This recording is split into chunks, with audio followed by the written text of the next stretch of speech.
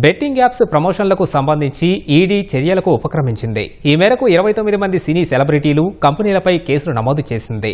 సినీ నటులు విజయ్ దేవరకొండ, రానా, మంచులక్ష్మి, ప్రకాష్ రాజ్, నిధి అగర్వాల్, అనన్య నాగల్లా, శ్రీముఖి తదితరులపై సైబరాబాద్ పోలీసుల ఎఫ్ఐఆర్ ఆధారంగా ఈడీ విచారణ జరపనుంది. సినీ సెలబ్రిటీలు, యూట్యూబర్స్, ఇన్ఫ్లుయెన్సర్లను పీఎంఎల్ఏ కింద విచారించనుంది. నిషేధిత బెట్టింగ్ యాప్లకు ప్రచారం చేసిన వ్యవహారంలో సినీ నటులు, యాంకర్లు, బుల్లితెర నటులు, సోషల్ మీడియా ఇన్ఫ్లుయెన్సర్లపై ఈడీ కేసులు నమోదు చేసింది. ఇప్పటికే వీరిపై పోలీసులు కేసులు నమోదు చేశారు. నటులు రానా దగ్గుపాటి, ప్రకాష్ రాజ్, విజయ్ దేవరకొండ, మంచులక్ష్మి, ప్రణీత, నిధి అగర్వాల్, అనన్య నాగల్లా, శ్యామలపై ఈడీ కేసులు పెట్టింది.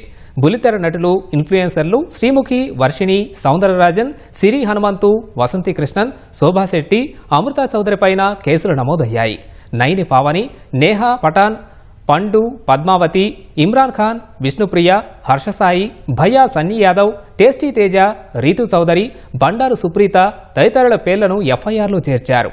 బిఎన్ఎస్లోని 318 subsection 4, 112, read with 49, Telangana gaming యాక్ట్లోని 3, 3A, 4 సెక్షన్లు, ఐటీ చట్టం 2000, 2008లోని 66D సెక్షన్ల కింద ఈ కేసు నమోదైంది.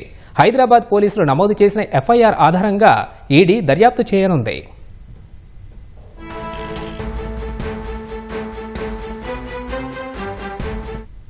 చట్టవిరుద్ధ యాప్లను డౌన్లోడ్ చేసుకోవాలంటూ సెలబ్రిటీలు, సోషల్ మీడియా ఇన్ఫ్లుయెన్సర్లు విస్తృతంగా ప్రచారం చేశారని ఆరోపణలున్నాయి. ఇందుకు వారు భారీగా కమిషన్, పారితోషికం తీసుకున్నారని పలువురు పోలీసులకు ఫిర్యాదు చేశారు.